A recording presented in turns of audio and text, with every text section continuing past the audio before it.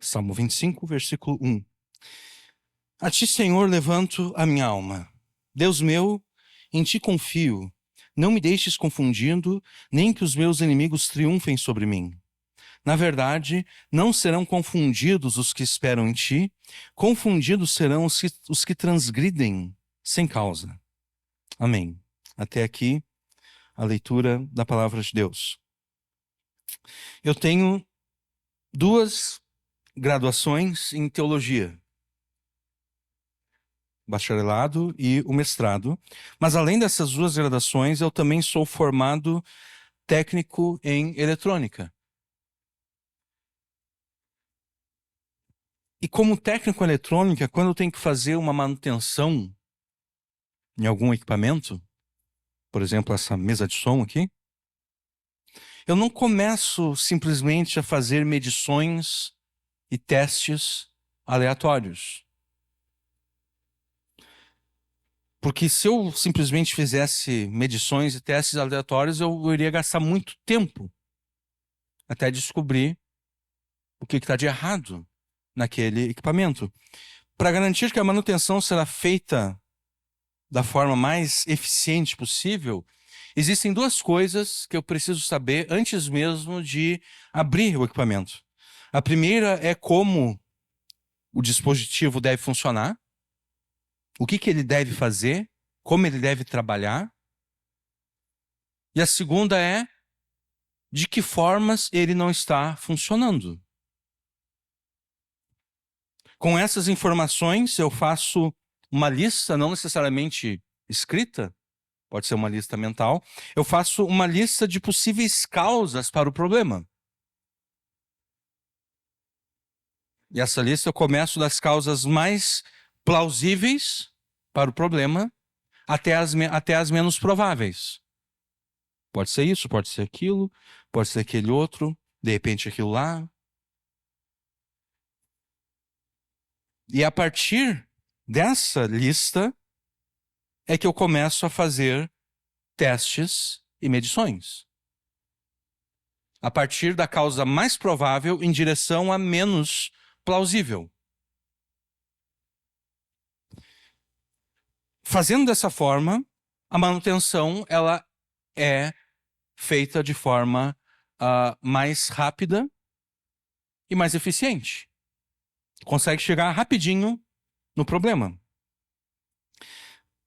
A manutenção no circuito eletrônico envolve um processo de, na verdade, não apenas um circuito eletrônico, qualquer tipo de manutenção, na verdade, né? Mas como eu sou técnico em eletrônica, eu vou falar daquilo que eu conheço. A manutenção no circuito eletrônico envolve um processo de tentativa e erro, né? Eu fiz aquela lista com as possíveis causas para o problema e eu vou tentar o primeiro item da lista. Eu vou testar aquilo ali. Não.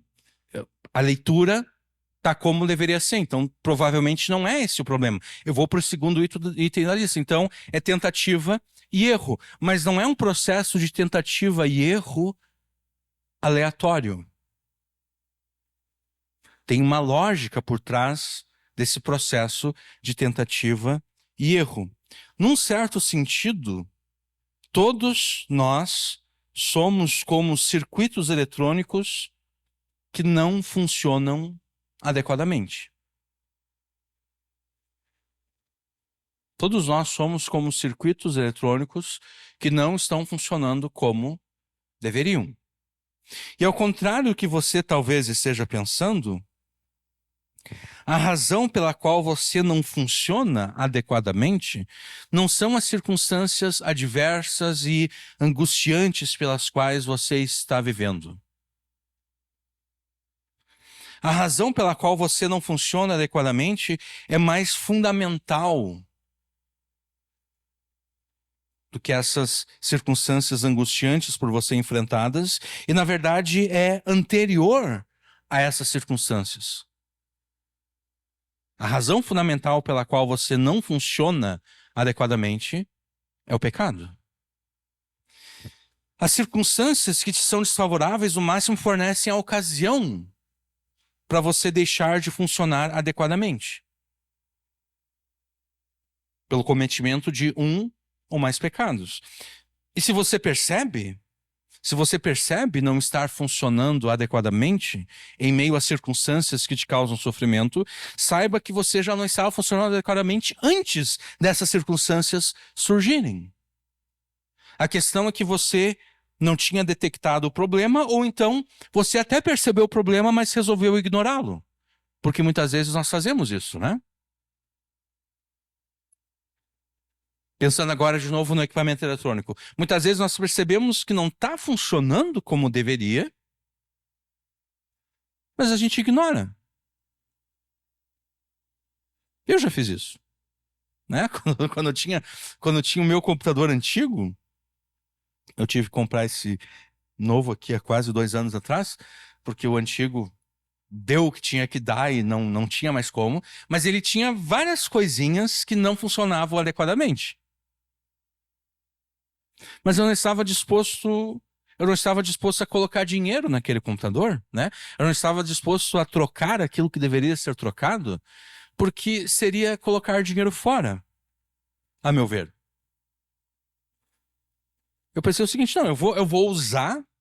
Eu sabia que o HD dele tinha problema, então na verdade eu não salvava nada no HD daquele computador. Eu tinha 2 HDs externos e tudo que era importante eu salvava naqueles 2 HDs externos, porque eu sabia o seguinte, um dia vai dar problema nesse HD aqui, e se der problema, eu não vou perder nenhum dado importante. Eu no máximo vou perder a instalação do Linux, que está ali. Fora isso, todos os meus documentos, todos os meus arquivos estão salvos nos HDs externos. Então eu notei os problemas, mas eu ignorei.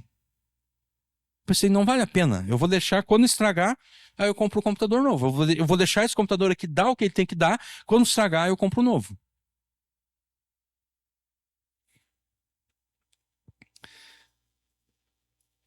Então, a causa pela qual você, ou a razão pela qual você não funciona adequadamente, não são as circunstâncias difíceis que você enfrenta, mas é o pecado. As circunstâncias difíceis, o máximo, fornecem a ocasião para você não funcionar adequadamente pelo cometimento de um ou mais pecados.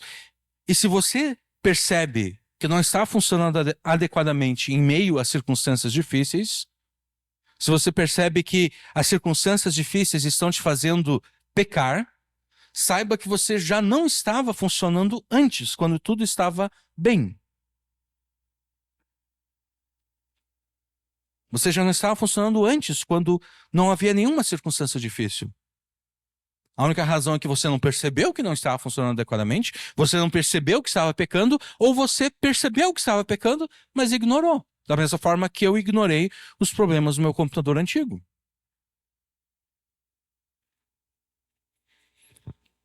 A verdade é que se você está cometendo um ou mais pecados por causa das circunstâncias difíceis por você enfrentadas, a verdade é que você já estava cometendo pecados antes dessas circunstâncias difíceis. Ou seja, você peca pelas mais variadas e diferentes razões.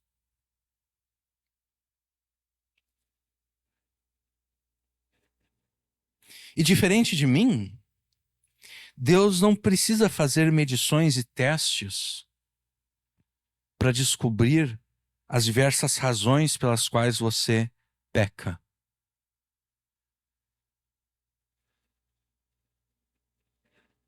Deus não precisa fazer testes e medições para saber por que fulano de tal peca. O que leva fulano de tal a pecar contra mim? Não, Deus não precisa fazer testes e medições como eu preciso num circuito eletrônico. Deus conhece cada uma das razões que te leva a pecar, cada uma das razões pelas quais você peca, Deus conhece elas com perfeita exatidão. E tendo o conhecimento do porquê você peca, se Deus quisesse, Ele poderia, num estalar de dedos, num passe de mágica, Deus poderia te santificar completa e perfeitamente, de modo que você jamais peque contra ele novamente. Se Deus quisesse, tendo o conhecimento que ele tem, ele poderia te santificar de forma perfeita e completa, de modo que você jamais cometeria pecado algum. E por que Deus não faz isso? Por que Deus não santifica cada um dos seus filhos de forma imediata e perfeita, de modo que nenhum deles venha cometer pecado algum?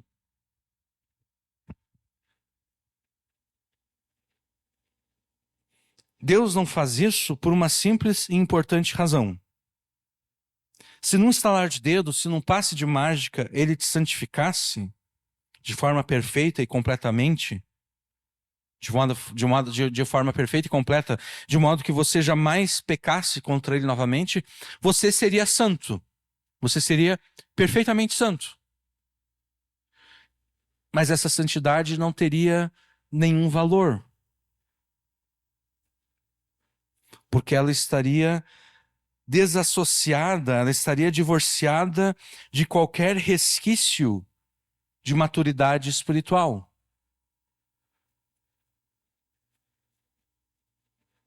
Considere Jesus como exemplo dessa afirmação. Mas não o homem Jesus de quase 30 anos, conforme diz o Evangelho de Lucas, né? Jesus era de quase 30 anos quando ele foi ser batizado por João, quando ele começou o seu ministério público.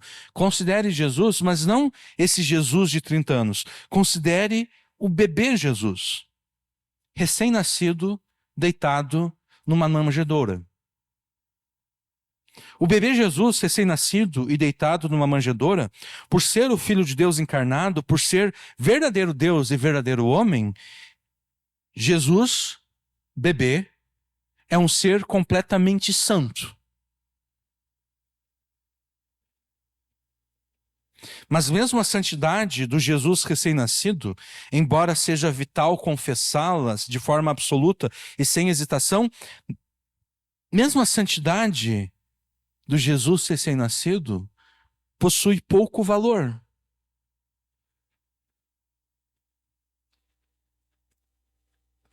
Porque ela não foi testada, né? Como a santidade de uma criança de 5 dias poderia ser testada. Ela não foi testada, ela não foi posta à prova, né? Jesus era santo aos 5 dias de nascimento. Jesus era santo mesmo antes do seu nascimento. Mas a santidade dele, como criança, como recém-nascido, não tinha muito valor. Porque a santidade do Jesus recém-nascido estava desassociada da maturidade que ele, como homem, deveria desenvolver à medida em que ele aprendesse a discernir entre o bem e o mal, rejeitando o último, rejeitando o mal e praticando o bem.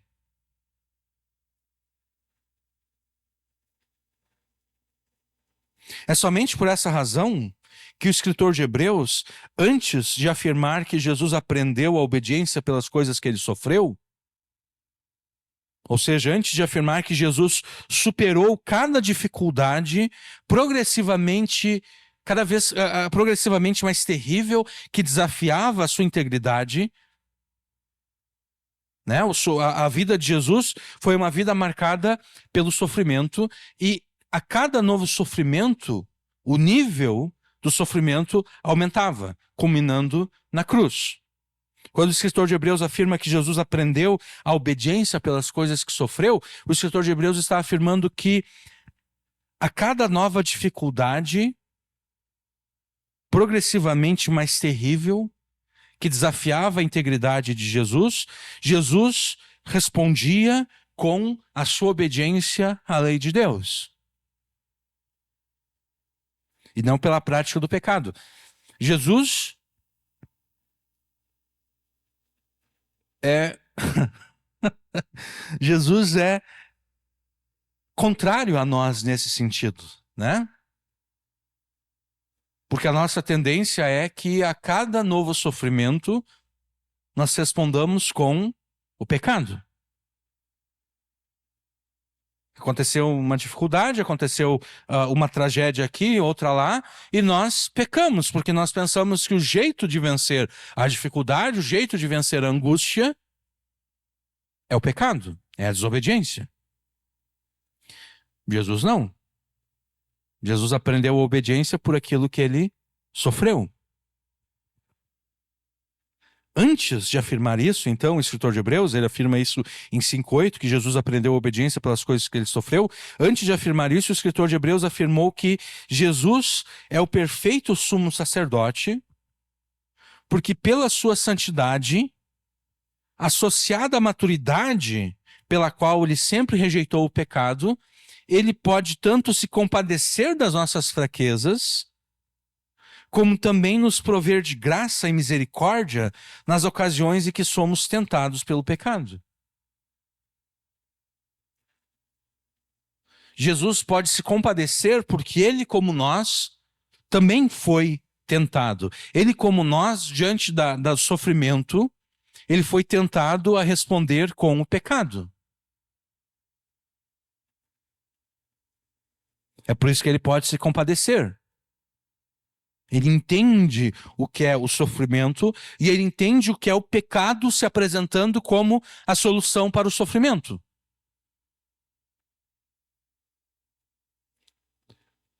Mas Jesus não apenas se compadece. Porque se fosse apenas o compadecimento, os sacerdotes descendentes de Arão, eles também poderiam se compadecer dos pecadores, né? Porque eles também estavam cercados de fraqueza. Para citar o escritor de Hebreus, né? Eles também eram tentados pelo mal. Não é apenas o compadecimento de Jesus, mas de fato é a provisão que ele faz de graça e misericórdia, porque mesmo diante do sofrimento, com o pecado se apresentando como a solução, Jesus, em vez de desobedecer, Jesus, em vez de pecar, Jesus obedecia.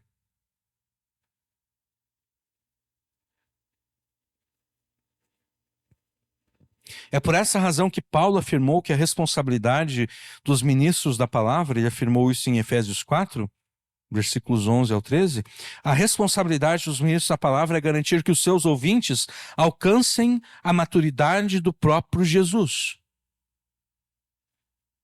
para que todos sejamos semelhantes a ele.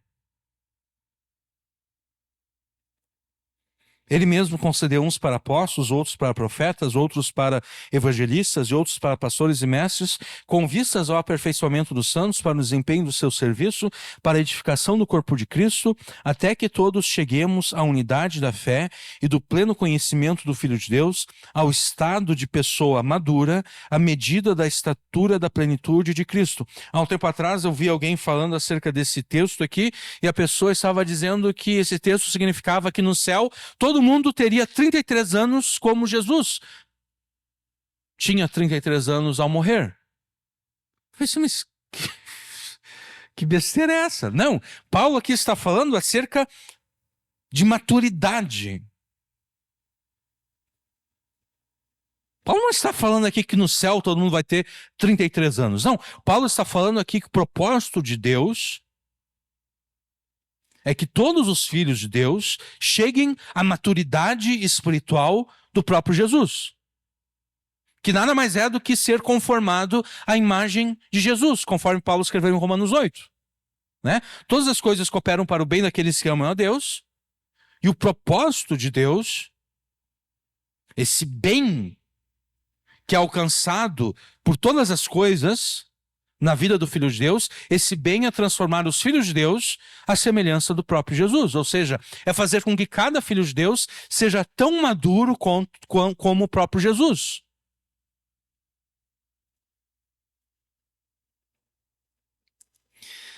O propósito de Deus é que você seja cada vez mais santo em tudo que pensa, fala e faz, mas não meramente santo. Deus quer que você alcance a maturidade espiritual do próprio Jesus. Não basta que você não peque. É necessário que você tenha consciência do porquê não vale a pena pecar. Isso é maturidade. Santidade sem maturidade é simplesmente ausência de pecado. Mas a pessoa nem sabe por que ela não está pecando.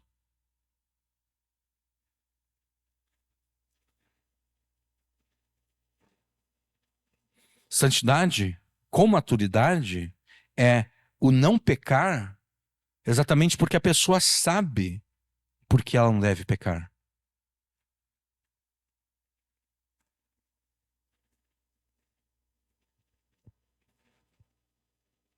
A verdadeira santificação, então, ocorre por meio da maturidade que entende todas as razões pelas quais o pecado simplesmente não vale a pena. Não é o propósito de Deus que você faça o bem e rejeite o mal, sem entender por que você está rejeitando o mal e fazendo o bem. Porque isso até os incrédulos fazem, né? Muitos incrédulos, em várias circunstâncias, eles rejeitam o mal e fazem o bem. Certamente você conhece pessoas que não são cristãs, pessoas que não são discípulos de Jesus, mas que em dadas circunstâncias elas rejeitam o mal, elas poderiam fazer o mal, mas elas não fazem o mal, elas rejeitam o mal e fazem o bem.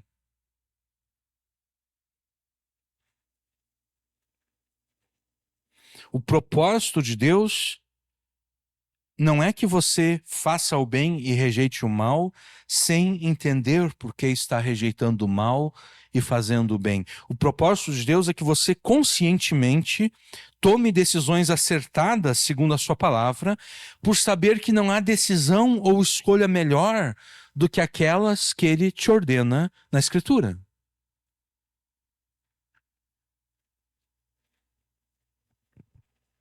É por isso que a santificação, desculpe, é por isso que a santificação, como ela é apresentada na Escritura, é um processo.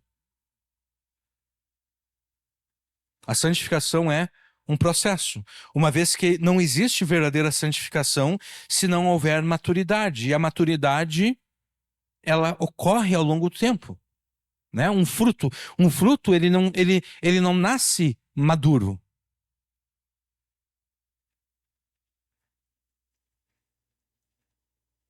É necessário que passe o tempo para que aquele fruto amadureça. Então, a maturidade exige a passagem do tempo. Da mesma forma, uma criança ela não nasce madura. Ninguém espera, né, que uma criança de 5 anos tenha a maturidade de um homem de 50 anos. Ninguém espera, né? Porque o homem de 50 anos, ele viveu milhares de circunstâncias que aquela criança de 5 anos jamais experimentou, jamais pensaria ser possível experimentar. Então, o nível de maturidade de um homem de 50 anos é necessariamente maior do que de uma criança de 5 anos. A maturidade envolve a passagem do tempo, por isso a santificação, que requer a maturidade, é um processo.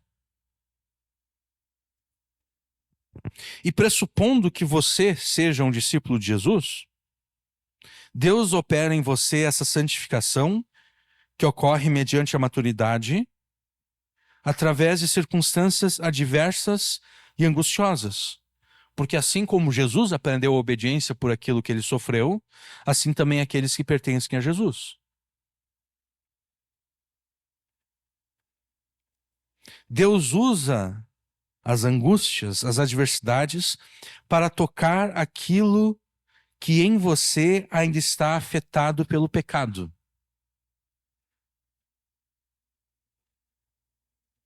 Deus pensa, Deus planeja cada angústia e cada adversidade para que ela toque exatamente aquelas áreas na tua vida que ainda estão contaminadas pelo pecado.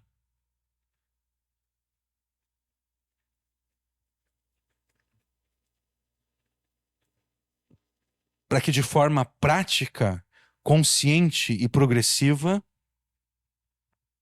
através de um processo de tentativa e erro em que você peca para se ver livre e você percebe que não deu certo. Você peca de novo para se ver livre e você percebe que não deu certo.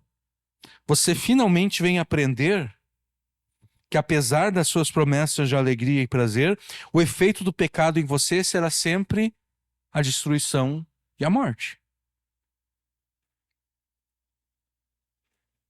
Deus quer que você entenda porque o pecado não vale a pena.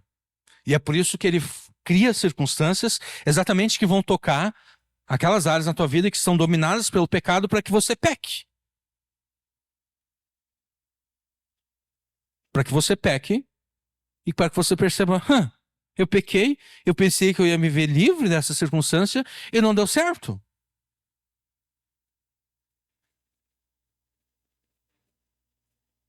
É mais ou menos como aquela... O pai e a mãe dizem para a criança que ela não deve encostar no fogão quente, né? Mas a criança... ela vai encostar no fogão quente. E o pai e a mãe, num certo sentido, eles sabem que vai acontecer, né? Porque qualquer comando negativo faz surgir em nós o desejo de fazer aquilo que foi proibido. É por isso que Paulo afirma que é a lei, é o mandamento de Deus que faz não surgir o pecado, mas que dá ocasião ao pecado. Quando o pai e a mãe dizem não abre aquele armário, a criança vai querer abrir aquele armário, abrir aquela gaveta. Porque o mandamento ele tem esse poder sobre as pessoas que estão debaixo do pecado. O mandamento ele tem o poder de fazer surgir, não fazer surgir, eu teria que ter uma expressão melhor, de dar relevância àquilo que já está dentro de nós. Então o pai e a mãe diz, não encosta no fogão. Não toca naquela chaleira quente. E a criança vai lá e encosta. E ela queima a mão. Né? E ela vai chorando pro pai e pra mãe. Porque a mão queimou. E o pai e a mãe dizem, eu não falei pra ti que não era pra encostar ali? Eu falei pra ti. Né? Eu falei por uma boa razão. Se tu tivesse me obedecido, tu não estaria chorando agora com dor.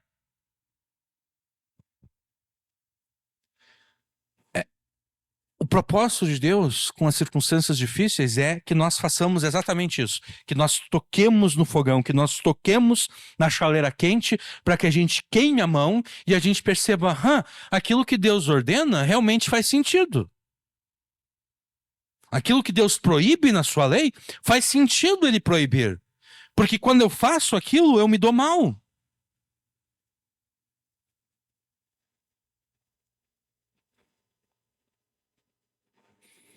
Isso é maturidade, né? Quando a criança de 5 anos, quando ela toca na chaleira quente e ela queima a mão, e a partir daquele momento ela percebe, quando o meu pai e minha mãe disseram para mim não tocar, era para o meu bem, era para eu não me machucar.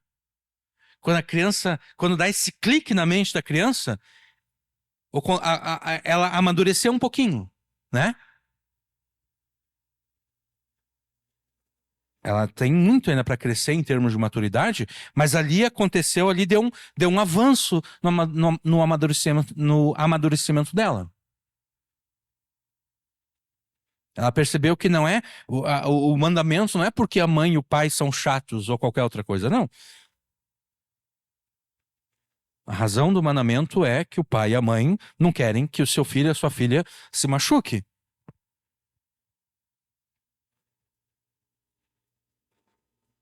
Então, voltando aqui, Deus usa circunstâncias adversas e angustiosas para tocar aquilo que em você ainda está afetado pelo pecado, para que de forma prática, consciente e progressiva, você entenda que apesar das suas promessas de alegria e prazer, o efeito do pecado em você será sempre a destruição e a morte. E esse amadurecimento, ele não ocorre de uma hora para outra.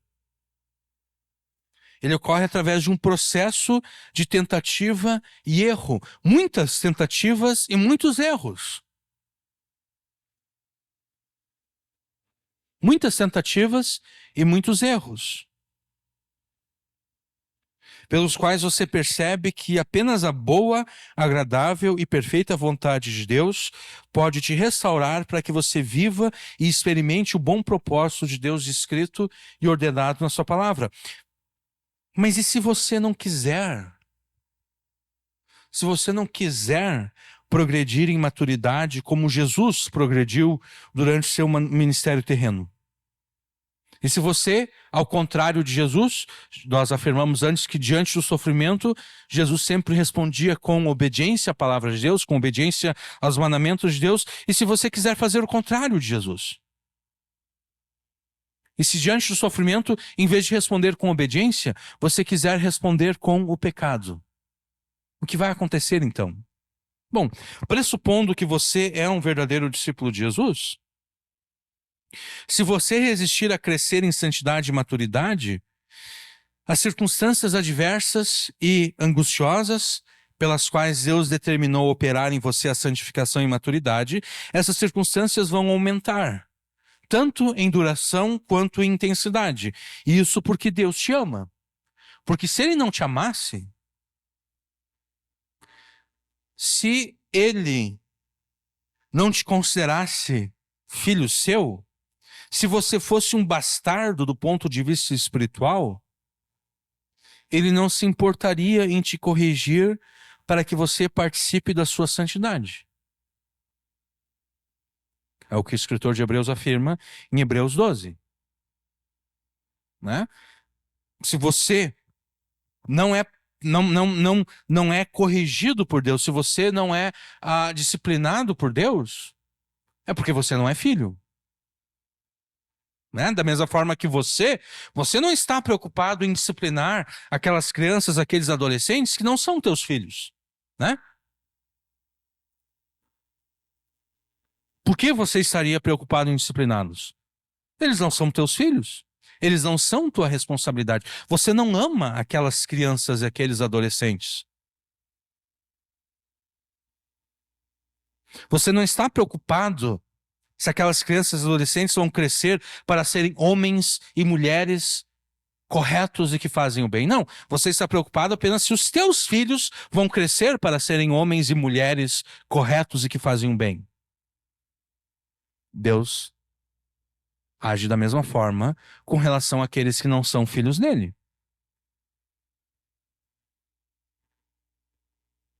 Deus observa, não é meu filho? Bom, não estou nem aí para ti. Não é minha responsabilidade te levar à maturidade espiritual? Tu não é meu filho? Não fui eu que te gerei pela palavra da verdade? Não foi o meu Espírito Santo que te fez nascer de novo? Então tu não és meu filho, eu não estou nem aí para ti. Eu estou aí para os meus filhos.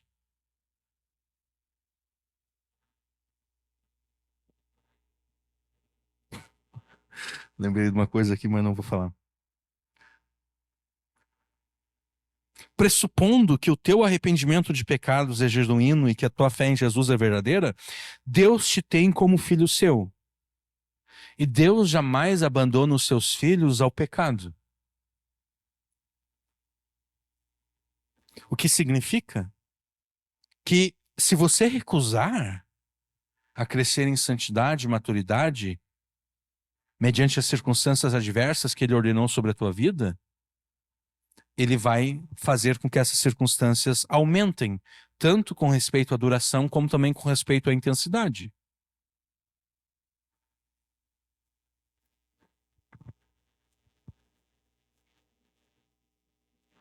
De modo que você finalmente entenda que o propósito dele é que você cresça em santidade e maturidade. Então você deve cooperar com Deus nesse propósito, e isso para o teu bem em dois sentidos, para que você verdadeiramente cresça em maturidade e santificação, e também para que, tendo crescido em maturidade e santificação, você seja liberto o mais rapidamente possível das circunstâncias adversas que te angustiam. Né? Você não pode ser, vou dar o exemplo aqui da minha irmã, né? Quando a gente era pequeno, teve uma oportunidade que eu e minha irmã nós apanhamos, porque nós desobedecemos. E quando o meu pai terminou de disciplinar a minha irmã, ela disse, nem doeu. Eu não disse nada. Ela disse, nem doeu. Aí o meu pai disse, bom, se não doeu, a disciplina tem que doer, então vamos disciplinar de novo. Né? O meu sofrimento acabou rápido. Né? O meu pai tinha o costume de dar 10 varadas, sempre era 10. Né? 10 varadas. Então tu vai ser disciplinado a 10 varadas. Eu levei as minhas 10 varadas e pronto, acabou o meu sofrimento. Ela levou as 10 varadas, ela quis dar uma desperta, né? Ela quis responder, ela disse nem doeu, o sofrimento dela aumentou. Não sei se intensidade, talvez não intensidade, talvez ele não bateu mais forte, mas aumentou em termos de duração, né? Ela não levou apenas 10 varadas, ela levou 20 varadas agora. E tu disse de novo, não doeu pela segunda vez? Ela disse de novo, não doeu pela segunda vez. Pronto, o sofrimento aumentou mais um pouquinho em duração. Levou 30 varadas.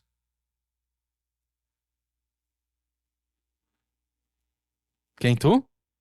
Tu te escondeu porque tu não queria apanhar também, não. Tô brincando. Ah, não queria ver o sofrimento dos filhos. Mas, tu não queria ver o sofrimento dos filhos, mas quando tu batia, tu também batia. É.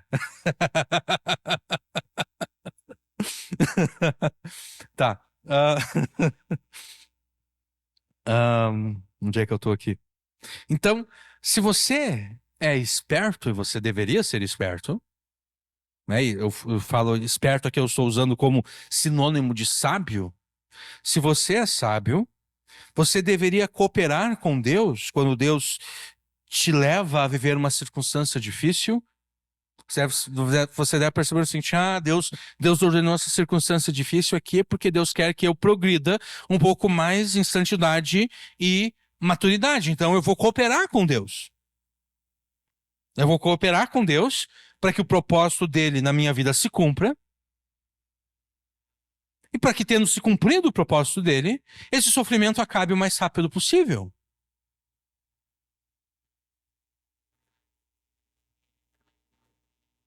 Você cooperará com Deus no propósito de crescer em maturidade e santificação, reagindo de forma adequada e correta às angústias e adversidades que se abateram sobre você. E te amando da forma como Ele te ama, Deus não te abandonou à própria sorte, uma vez que o Salmo 25, que nós lemos aqui no início, nós lemos apenas os 3 versos, né? Os 3 primeiros versos, porque nós vamos tratar apenas esses versos nessa pregação. O Salmo 25 é perfeito para te ensinar a reagir de forma adequada e correta às adversidades. O Salmo 25 é um salmo que pode ser classificado como um salmo de lamento. Um salmo em que o seu autor, no caso aqui Davi, está lamentando o seu sofrimento. E nesse salmo, Davi ora a Deus pedindo a Deus 3 coisas: livramento da angústia, perdão pelos seus pecados e também direção para a sua vida.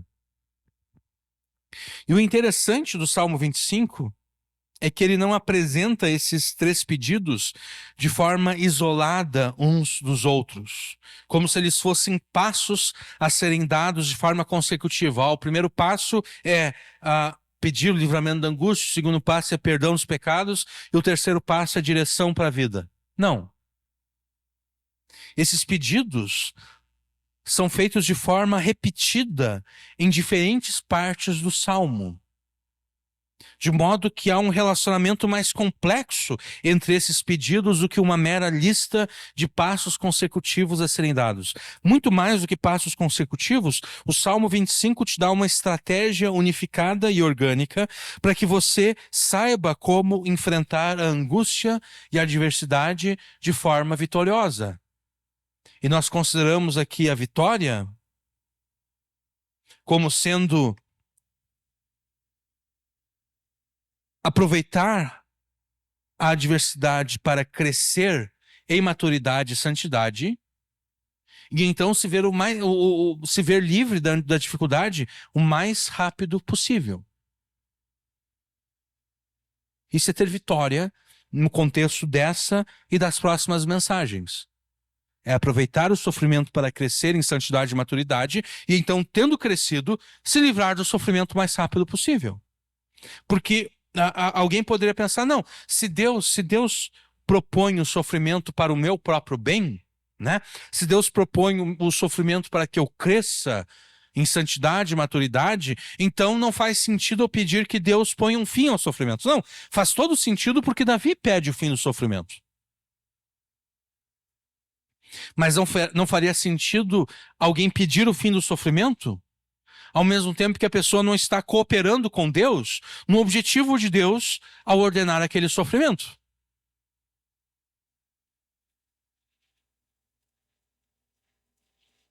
Nós, para a felicidade de vocês, nós não vamos tratar do Salmo 25 de uma vez só, né? Nós trataremos apenas dos primeiros 3 versos. E segundo os primeiros 3 versículos do Salmo 25, você crescerá em maturidade espiritual e santificação, orando a Deus com fé perseverante, e esperando em Deus com fé obediente. Ao contrário do que você talvez esteja pensando, Deus não te abandonou no meio da angústia e adversidade. Pode até parecer que Deus tenha te abandonado. Mas Deus não te abandonou. Deus está usando a angústia e a adversidade para que, através de um processo de tentativa e erro, você alcance a maturidade e cresça em santificação, de modo a se tornar cada vez mais semelhante a Jesus. Então, em meio à angústia e à adversidade, ore a Deus com fé perseverante e espere nele com fé obediente. E é disso que nós trataremos no restante dessa mensagem. Davi começa o Salmo 25 falando exatamente da oração. Versículo 1: A ti, Senhor, levanto a minha alma. Elevar a alma a Deus é uma forma poética de se referir à oração. Colocando uma linguagem mais nossa, nós diríamos: a ti, Senhor, eu elevo os meus pensamentos. Ou ainda de forma mais direta: a ti, Senhor, eu faço a minha oração.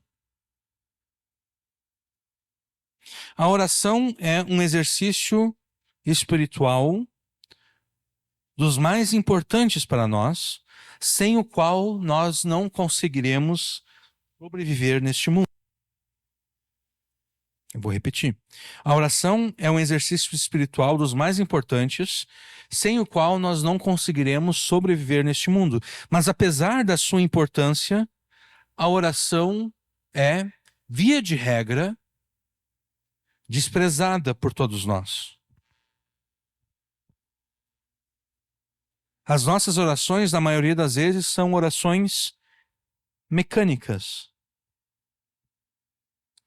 feitas sem compromisso, feitas sem paixão. E paixão aqui eu estou usando como sinônimo de intensidade. Na maior parte do tempo, quando nós oramos, se é que oramos não porque entendemos que precisamos que Deus haja a nosso favor. Quase sempre oramos apenas para aliviar as nossas consciências, como quem diz: pronto, eu já fiz a minha parte, eu já fiz o que eu deveria de fazer. É mais ou menos como aquela pessoa que ela foi criada para fazer a sua boa ação do dia, e quando ela faz a sua boa ação do dia, ela se dá por satisfeita e ela não está preocupada em fazer mais nada de bom, porque ela já fez a boa ação do dia. Ela já ajudou a velhinha a atravessar a rua e pronto, acabou. Chega alguém pedindo alguma ajuda para ela, ela diz: não, não, eu já fiz a minha boa ação do dia. Eu já fiz a minha parte no dia de hoje. Normalmente é assim que nós oramos. Nós oramos porque nós entendemos que a nossa responsabilidade é orar.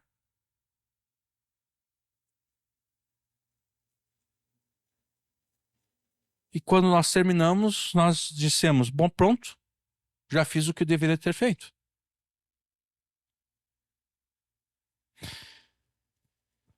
Eu já orei a Deus, já fiz a minha boa ação do dia. A oração bíblica, no entanto, é aquela que é feita porque nós sabemos que se Deus não agir por nós, estaremos perdidos, porque não haverá mais esperança, porque não há quem possa nos ajudar. E é por isso que Davi completa o seu pensamento acerca da oração na primeira parte do versículo 2, quando ele diz: Deus meu, em ti confio. Ele ora, Davi ora a Deus, Davi eleva a sua alma a Deus, exatamente porque Davi sabe que Deus é o único Deus e é o único que é digno da sua confiança. Davi orava a Deus, pois Davi não confiava em ninguém mais além de Deus. Davi não confiava nem mesmo em si.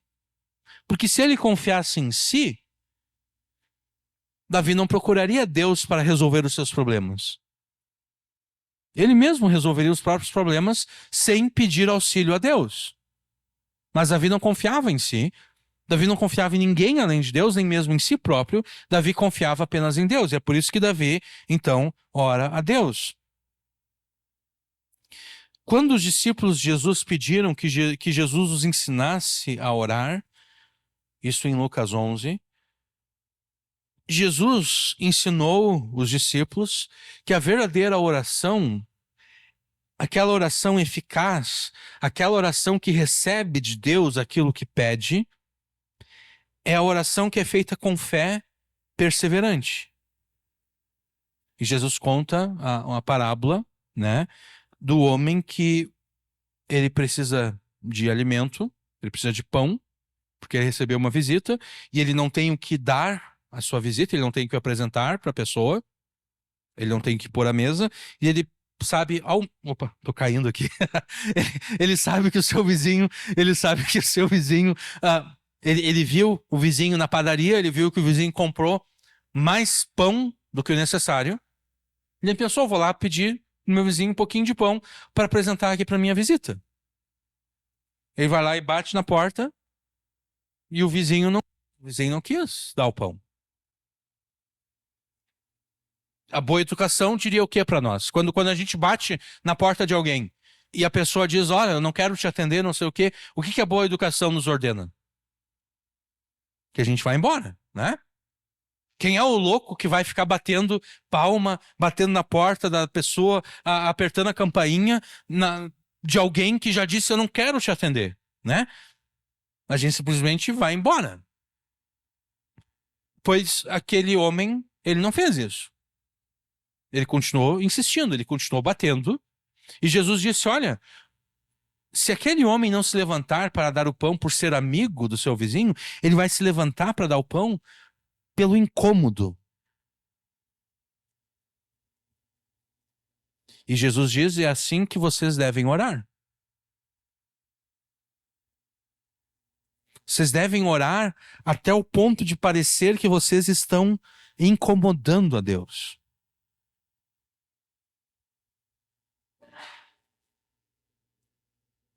Saúde. Vocês devem orar até o ponto em que parece que Deus não aguenta mais te ouvir falar daquele assunto. E quando parecer que Deus não te aguenta mais falar daquele assunto, você deve continuar orando.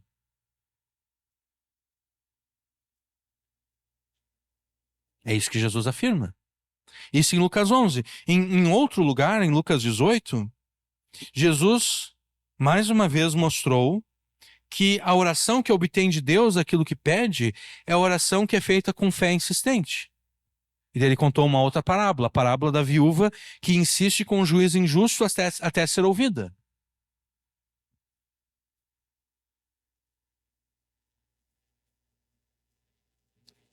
O que nos impede de orarmos dessa forma?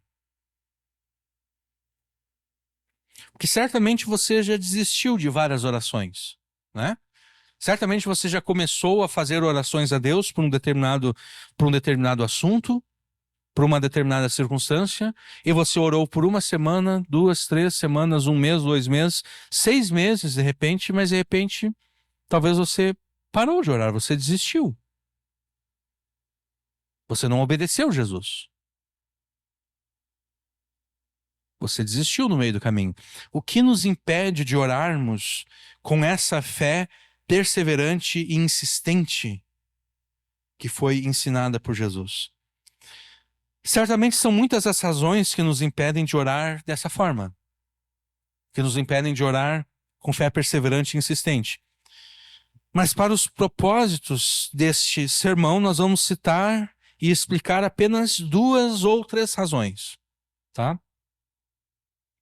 A primeira razão que nos impede de orar com fé perseverante é o desprezo pela oração que se mostra através da nossa falta de organização.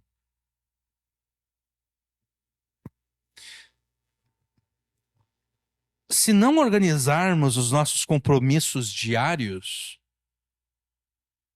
para darmos prioridade à oração, nós dedicaremos o nosso pior horário para orarmos a Deus.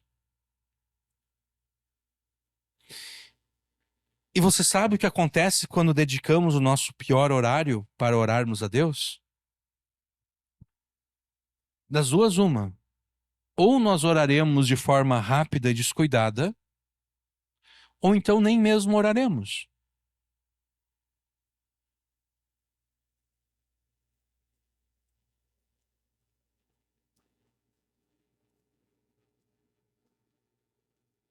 E isso mostra que, em última instância, nós não acreditamos que dependemos de Deus para tudo.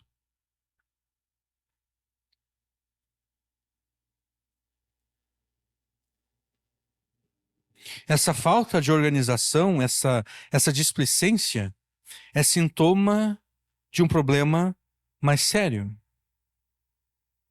que é a segunda razão pela qual nós não oramos com fé perseverante: a incredulidade. Como oraremos com fé perseverante se a fé que temos é, na verdade, uma incredulidade disfarçada de fé?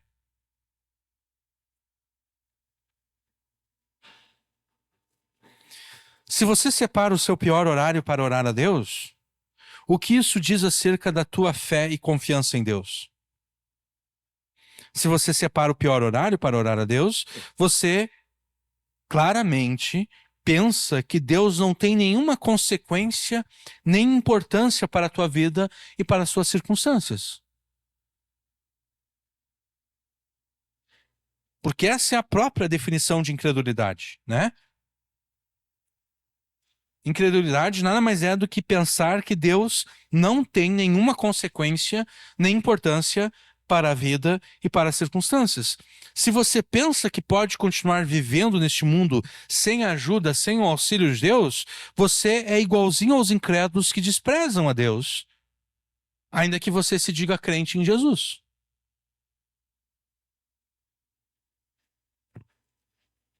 Essa é a incoerência de afirmar-se um crente em Jesus, ao mesmo tempo em que despreza a graça e a misericórdia de Deus, recusando-se a dedicar o melhor horário para a oração.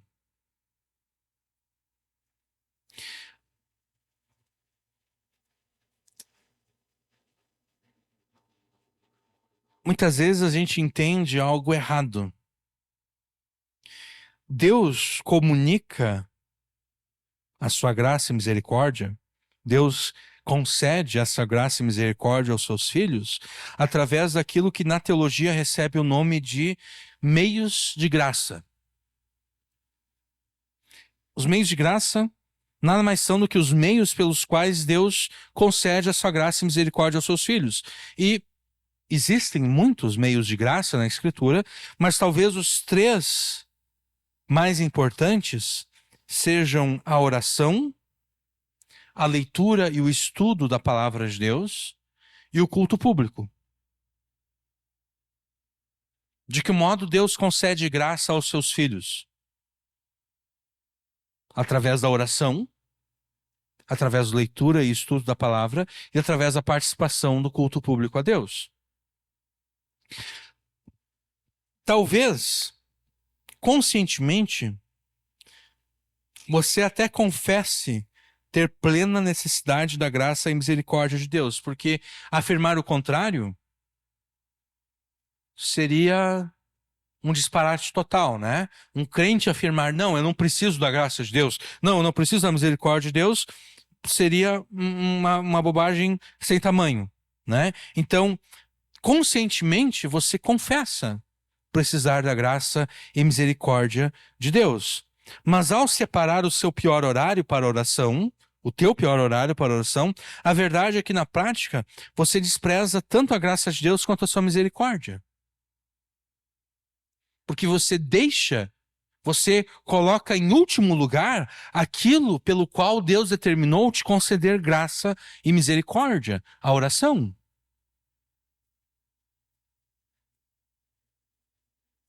E nesse aspecto você se torna semelhante aos incrédulos, você se torna tão incrédulo quanto os incrédulos. E essa incredulidade que te leva a separar o pior horário para a oração, pode ter muitas causas, mas a principal delas é o pecado. O pecado é a principal causa para a incredulidade que te leva a separar o teu pior horário para a oração. Todo pecado que você comete é fruto da incredulidade. Você peca por ser incrédulo. Pelo menos em alguma instância, pelo menos em alguma circunstância. Né? Quando você mente, por exemplo. Quando você mente por não acreditar no mandamento de Deus que proíbe a mentira. Naquele momento, naquela circunstância, você deixou de acreditar naquele mandamento. Você não creu naquele mandamento. E é por isso que você o desobedeceu, é por isso que você mentiu. Isso é verdade com relação a qualquer outro pecado. O crente que agora, por exemplo, está adulterando contra o seu cônjuge. Certamente existem muitos crentes, muitas pessoas que se dizem crentes, que neste momento estão adulterando contra o seu cônjuge. Esses crentes, considerando que eles sejam crentes verdadeiros, eles, neste momento, nessa instância, nessa circunstância, eles deixaram de crer no mandamento que ordena: não adulterarás.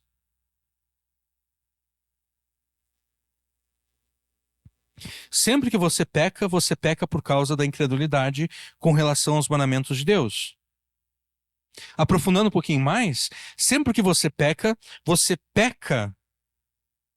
porque deixou de crer que o mandamento por você desobedecido foi ordenado pela bondade de Deus. Você peca porque você não acredita que o mandamento revela a bondade de Deus. Você não acredita que o mandamento que ordena não prestarás falso testemunho é um mandamento que foi ordenado pela bondade de Deus. Você não crê na bondade de Deus revelada naquele mandamento. E a questão é que o pecado, gerado pela incredulidade com relação aos mandamentos de Deus, gera incredulidade com relação às promessas de Deus.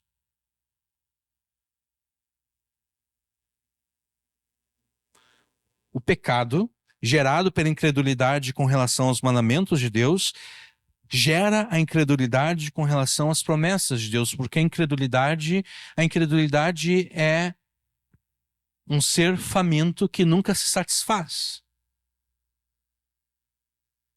A incredulidade, ele te levou a descrer dos mandamentos de Deus, mas a incredulidade não fica satisfeita com isso, ela quer comer mais. Ela vai comer agora a confiança que você tinha nas promessas de Deus. Porque se você não crê na bondade de Deus revelada nos seus mandamentos, você também não crerá na bondade de Deus revelada nas suas promessas. Se Deus não é bom ao ordenar tais coisas, ele também não é bom ao prometer tais coisas. Será apenas então uma questão de tempo até que o teu pecado, que já destruiu a confiança que você tinha nos mandamentos de Deus, venha destruir a tua confiança, a tua fé nas promessas de Deus.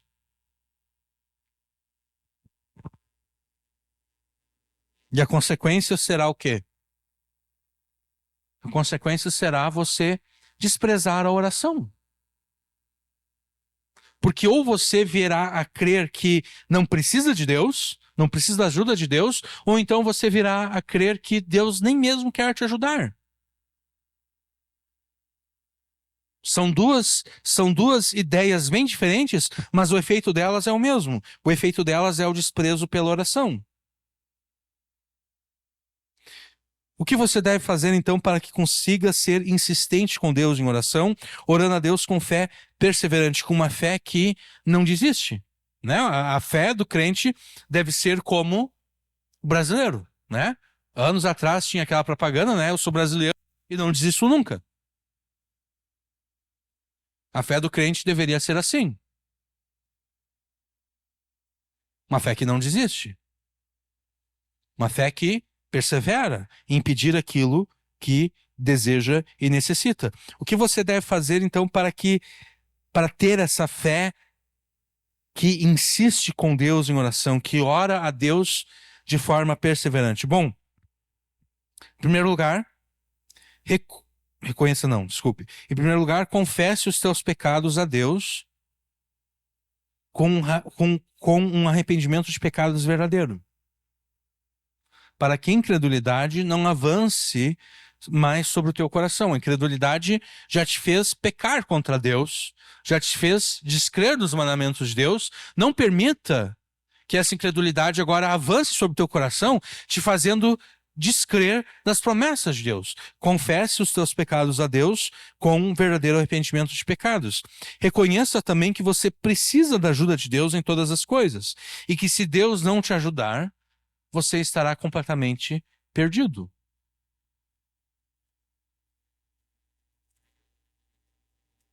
E mais do que isso, reconheça que Deus deseja te ajudar em todas as coisas. Confesse a Deus que você precisa da sua ajuda e da sua misericórdia, e então separe o teu melhor horário, não para oração, não. Separe o teu melhor horário para a leitura e o estudo da palavra. E a razão é simples. A leitura e o estudo regular e diário da palavra de Deus é necessário para que aquela fé nas promessas e bondade de Deus que o pecado destruiu seja renovada.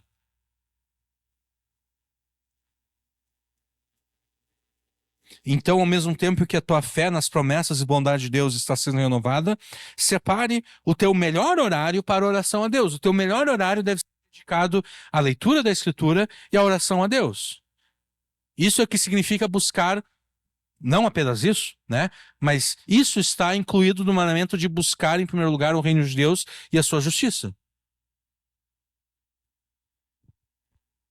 E quanto à oração, não pense que você já orou mais do que suficiente. Não pense assim, não, eu já orei o suficiente por esse assunto. Eu já orei por 3 meses, eu já orei por meio ano, eu já orei por 3 anos, já é o suficiente. Não, não é o suficiente. Ore até que você receba aquilo que você está pedindo. Ou até que seja demonstrado que Deus não vai te dar aquilo que você está pedindo. Um exemplo disso, por exemplo, uma pessoa doente, né? A pessoa está doente e você está orando para que Deus restabeleça a sua saúde. Você está orando para que Deus cure aquela pessoa, né? E vamos pensar que é uma doença que não é, ah, ela é uma doença grave, mas não uma doença grave que avança de forma rápida. É uma doença terminal, mas a pessoa vai levar, de acordo com a medicina, a pessoa vai levar 3, 4, 5 anos até morrer. Tá? Então você está orando, você recebeu a notícia da pessoa que ela está doente, você começa a orar por ela. Você deve orar até que ela seja curada ou até que ela morra. A única coisa que deve fazer você parar de orar é a cura daquela pessoa ou então a morte dela.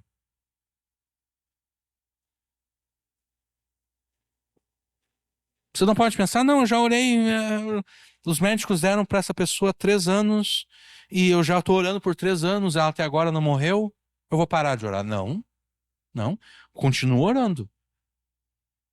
Até que uma de duas coisas aconteça, até que ela seja curada ou até que ela morra. Isso se estende a qualquer outra circunstância da vida. Ore até que você receba aquilo que você está pedindo, ou até que seja impossível.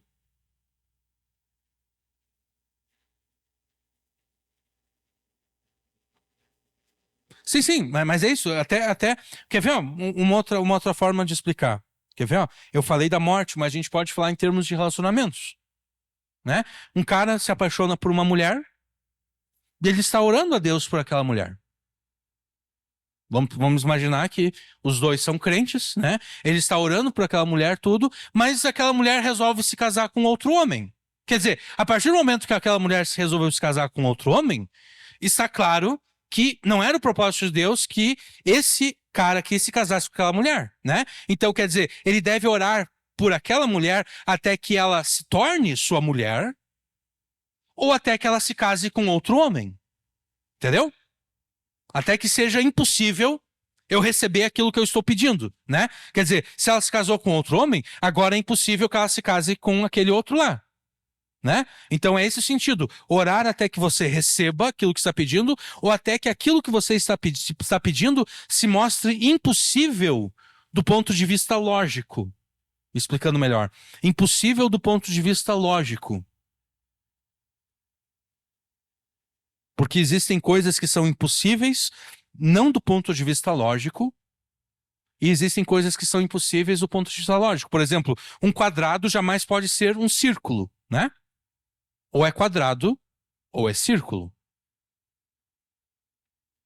Um triângulo, está no próprio nome, ele sempre tem que ter 3 ângulos internos. Né? Um triângulo não pode ter 4 ângulos internos. Se esse triângulo tem 4 ângulos internos, é porque o triângulo não é triângulo. Ele é um quadrilátero, né? Ele é um retângulo, ele é um quadrado, ou qualquer outro objeto que tenha 4 ângulos internos.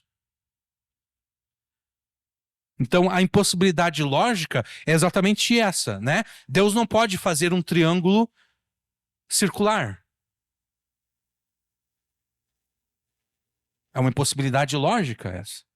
Ou conforme os teólogos gostavam de discutir na Idade Média, será que Deus tem poder para criar uma rocha tão grande e tão pesada a ponto que ele próprio não consiga carregá-la? Não, isso é uma impossibilidade lógica. Né? Deus não consegue fazer coisas que são impossíveis do ponto de vista lógico. Porque isso fere a própria aquilo que o próprio Deus determinou como sendo verdade. Né? Deus determinou que um triângulo sempre terá 3 ângulos internos. Então é impossível ele fazer um triângulo com 4 ângulos internos. Deus determinou que um círculo jamais pode ter 4 lados. De modo que é impossível que Deus faça um círculo que tenha 4 lados. Então, ore até que você receba aquilo que está pedindo, ou então até o ponto em que se mostre logicamente impossível você receber aquilo que está pedindo.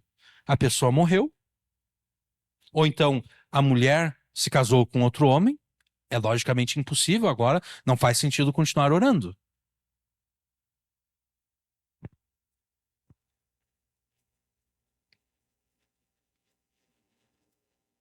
Lembre-se das parábolas que Jesus contou em Lucas 11 e 18 e passe a orar com muito mais perseverança e confie em Deus com muito mais insistência. E não se atreva a parar de orar até que você tenha recebido de Deus aquilo que está pedindo a Ele. Esse é o primeiro ponto aqui do Salmo 25. Ore a Deus com fé perseverante. O segundo ponto é que você deve esperar em Deus com fé obediente. Isso a gente vai ler a partir da segunda metade do versículo 2 até o versículo 3. Deus mente, confio. Agora a segunda metade. Não me deixes confundido, nem que os meus inimigos triunfem sobre mim. Na verdade, não serão confundidos os que esperam em ti. Confundidos serão os que transgridem sem causa. Na segunda parte do versículo 2, Davi pede que Deus não permita que ele, Davi, se sinta confundido.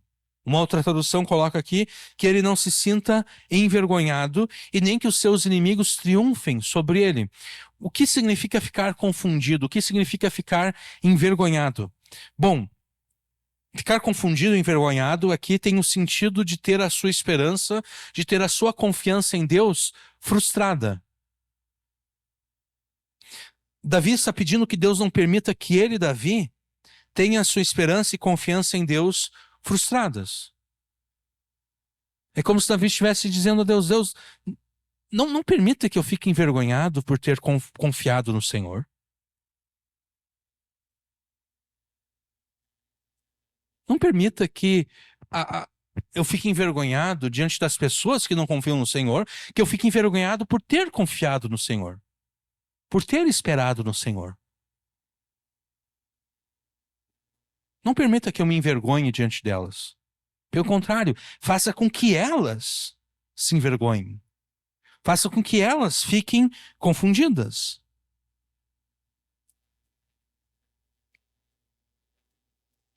E além disso, confiar em Deus, aqui no início do versículo 2, Deus meu, em ti confio.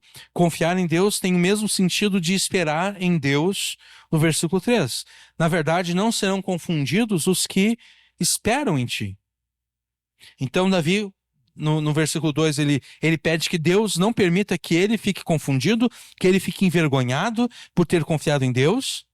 E então, no versículo 3, ele afirma, na verdade, aqueles que serão confundidos, aqueles que serão envergonhados, não são os que esperam em ti.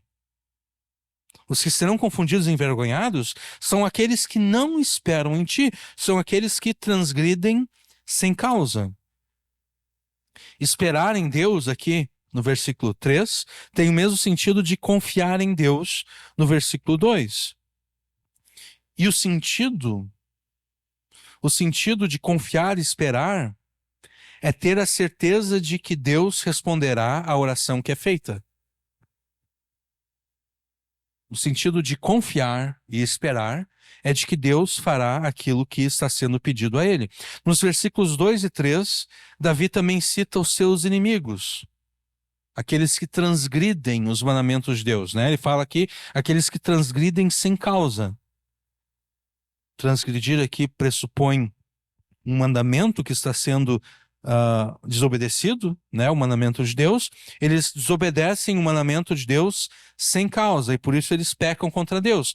E Davi estabelece um contraste entre si próprio e os seus inimigos. No versículo 3, ele estabelece um contraste entre aqueles que esperam em Deus, não serão confundidos aqueles que esperam em ti. Esse contraste é feito com respeito àqueles que não esperam em Deus, com aqueles que transgridem sem causa. Então existe uma relação aqui entre esperar em Deus e transgredir. Esperar em Deus é não transgredir.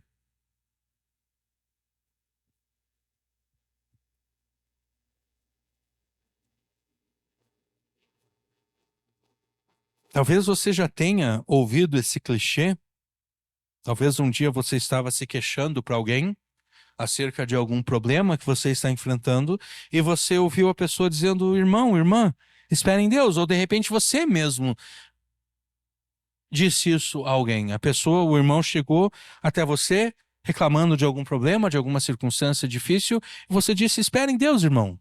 Espere em Deus, irmã. Tudo vai dar certo. Espere em Deus. E quando a gente ouve e fala esse clichê, a impressão que nós temos é que esperar em Deus é cruzar os braços. Esperar em Deus é esperar que Deus faça alguma coisa. Mas quando Davi cria esse contraste aqui entre esperar em Deus e transgredir, fica claro que a espera em Deus nunca é uma espera passiva. A pessoa nunca fica esperando de braços cruzados. Não, ela fica esperando fazendo algo. Ela fica esperando fazendo o contrário daqueles que transgridem.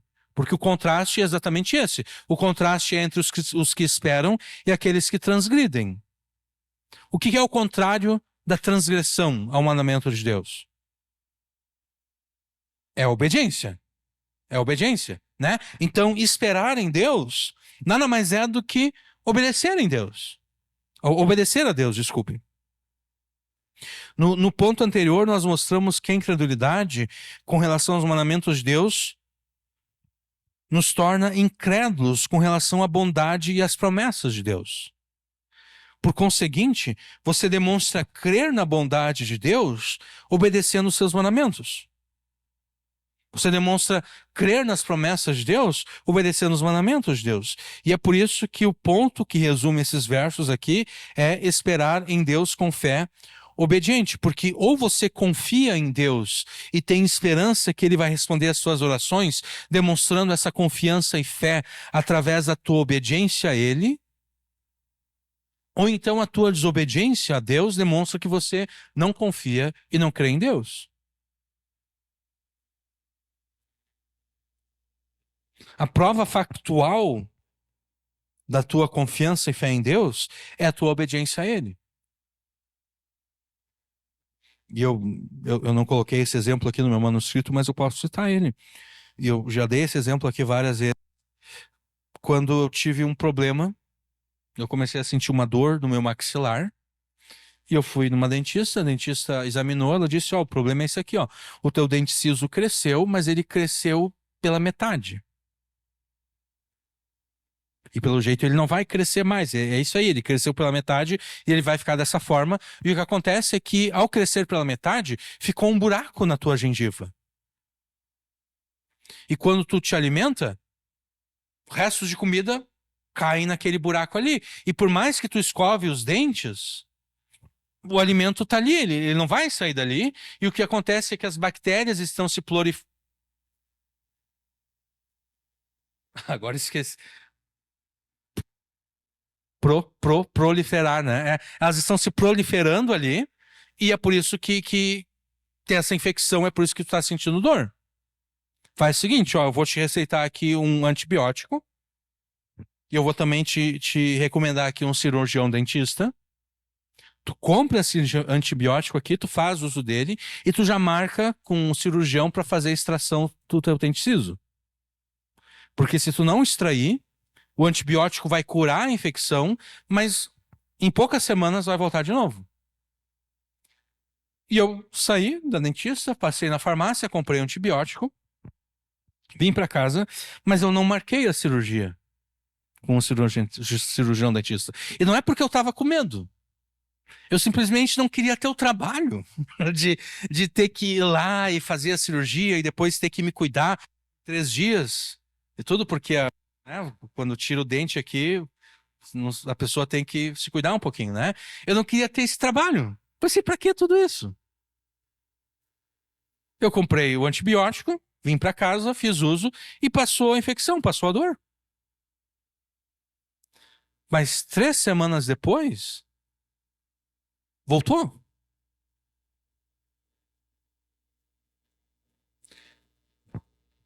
Se eu tivesse acreditado na palavra daquela mulher, daquela dentista, eu teria obedecido por completo as ordens dela, né? Eu teria comprado o antibiótico, como de fato eu comprei, e eu teria marcado a extração do dente. Mas eu não obedeci por completo as ordens dela. Eu obedeci pela metade. Eu comprei um antibiótico, mas eu não marquei a extração do dente. O que demonstra que eu de fato não confiei nas palavras dela, né? Eu não acreditei nela. Em última instância, eu não acreditei nela. A veracidade da fé é demonstrada pela obediência. Se eu acredito em alguém, eu vou obedecer aquilo que a pessoa está falando.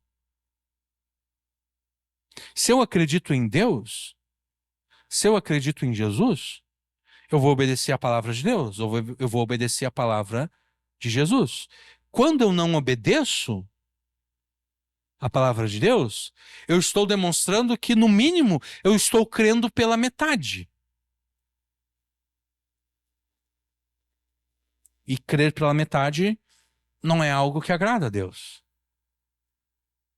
Deus diz, olha, ou Jesus diz, né? Eu não gosto de fé morna. Eu não gosto de uma fé que crê aqui, mas ali já não crê mais. Não. Ou frio ou quente. Ou tu crê de forma completa, ou então seja bem franco e diga na minha cara: eu não acredito em ti, Jesus. É isso que Jesus quer, entendeu? Jesus não quer fingimento. Jesus quer que a pessoa diga para Jesus: Jesus, eu creio em ti e é por isso que eu vou obedecer a tua palavra. Ou então que a pessoa seja bem franca e diga: Jesus, eu não estou nem aí para o que o Senhor ordena, porque eu não creio em ti. Jesus prefere esse que diz: Jesus, eu não estou nem aí para o que o Senhor ordena, porque eu não creio em ti, do que aquele que finge.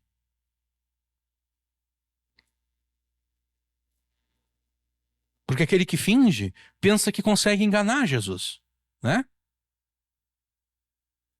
A pessoa diz: não, eu vou crer nisso aqui que eu gosto, essa partezinha aqui que eu gosto, eu vou crer e com isso eu vou enganar Jesus e Jesus não vai perceber que eu não creio naquelas outras coisas. Ah, não.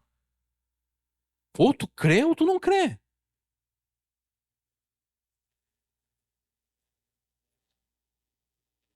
Então, voltando aqui, ou você confia em Deus e tem esperança que Ele vai responder as tuas orações, e você demonstra isso através da tua obediência, ou então você, através da tua desobediência, demonstra que não crê em Deus, que não crê em Jesus, que não crê que Deus queira ou mesmo possa fazer qualquer coisa a teu favor.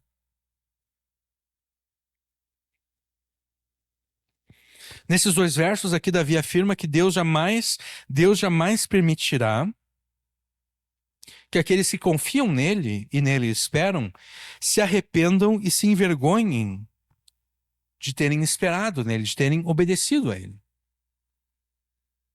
Ou seja, aqueles que com confiança e esperança na salvação de Deus obedecem, eles receberão de Deus a resposta às suas orações.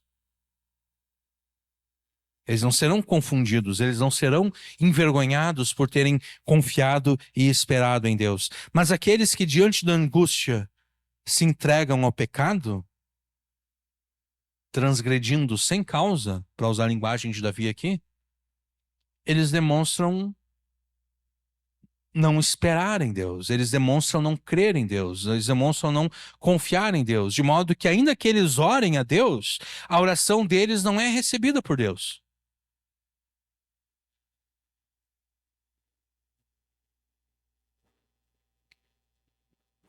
Confie em Deus e espere a sua salvação.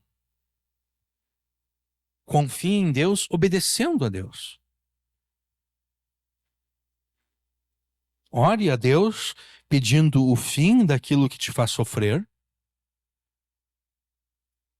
Mas não fazem um sentido você orar a Deus pedindo o fim daquilo que te faz sofrer, se você, no meio do sofrimento, está pecando contra Deus. Porque Deus vai dizer, tá bom, mas tu não aprendeu nada com esse sofrimento. Eu quero que você aprenda alguma coisa com esse sofrimento aí. É igual aquela criança, né, que tocou a chaleira quente, se queimou. Ela sai correndo pro pai e pra mãe para resolver o problema da queimadura. Mas a próxima vez que ela vê a chaleira quente, ela vai lá e toca de novo. O pai e a mãe vai dizer, tem algum problema com essa criança? Será que essa criança tem algum...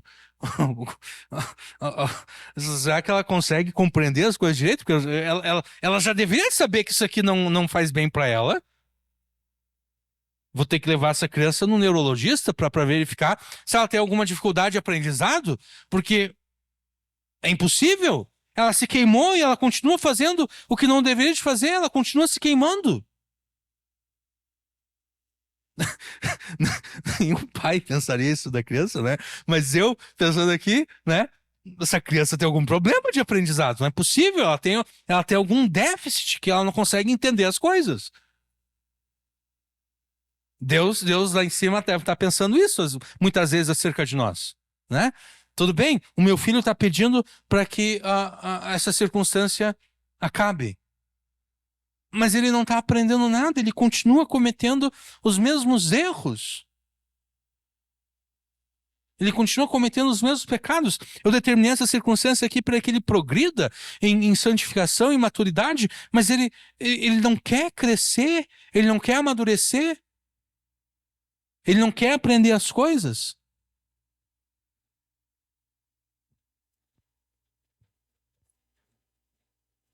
Confie em Deus e espere a salvação de Deus, e você demonstrará que está de fato confiando em Deus, esperando a sua salvação. Você demonstrará isso obedecendo a Deus em todas as coisas.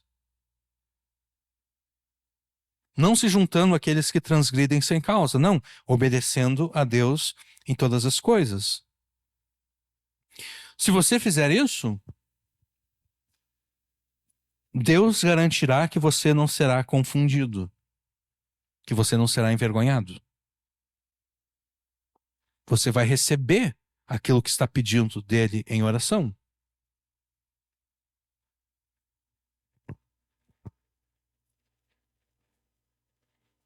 Este é o segundo ponto do Salmo 25. Espere em Deus com fé obediente.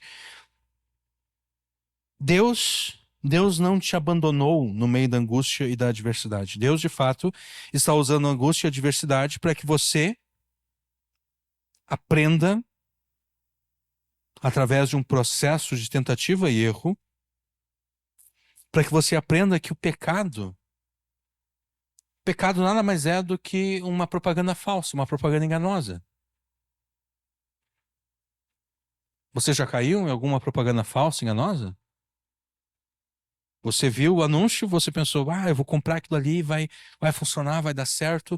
E você comprou e, no fim, aquilo que foi prometido não foi entregue pelo produto ou serviço que você adquiriu. Acho que todos nós já caímos em algum tipo de propaganda falsa enganosa, né? O pecado é isso, o pecado é uma propaganda falsa enganosa. Ele promete algo, mas ele não entrega aquilo que ele promete. A única coisa que o pecado consegue entregar é a destruição e a morte. E é por isso que Deus usa a angústia e a adversidade para que você, através de um processo de tentativa e erro, em que você vai lá e toca a chaleira quente e queima a mão e corre para Deus pedindo ajuda, para que você perceba, Deus proíbe o pecado por uma boa razão. Deus não está sendo arbitrário ao proibir o pecado. Não, Deus tem uma razão sábia e boa pela qual ele determinou que determinadas ações são contrárias à sua vontade. Deus usa a angústia e a adversidade para que você, através de um processo de tentativa e erro, alcance a maturidade e cresça em santificação, de modo que você se torne cada vez mais semelhante a Jesus. E é por isso que quanto mais rápido, quanto mais sábio você for para alcançar essa maturidade e crescer em santificação, mais rapidamente Deus te livrará da situação que te faz sofrer. Da mesma forma que eu, quando criança, me vi livre da disciplina mais rápido do que a minha irmã. Eu sofri as 10 varadas e fiquei na minha, né? Fiquei chorando ali na minha. A minha irmã disse: não, não doeu. O sofrimento dela foi estendido um pouquinho mais. E ela, a segunda vez, disse: não doeu. O sofrimento dela foi estendido um pouquinho mais até que ela aprendesse. Até que ela aprendesse que a obediência não é, a desobediência, desculpe, não é uma boa ideia. Em meio à angústia e adversidade, então, ore a Deus com fé perseverante e espere em Deus com fé obediente.